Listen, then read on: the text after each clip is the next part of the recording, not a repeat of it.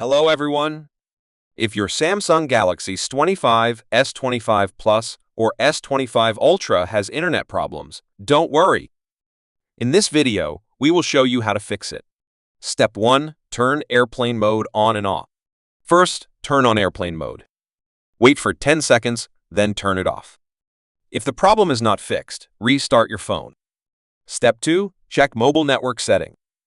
Go to Settings. Tap Connections.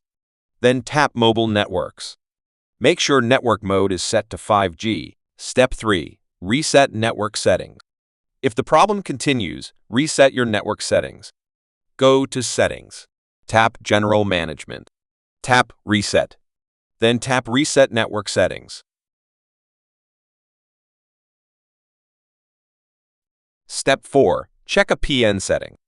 Sometimes, internet issues happen because of wrong APN settings. Go to Settings. Tap Connections. Then tap Mobile Networks. Tap Access Point Names.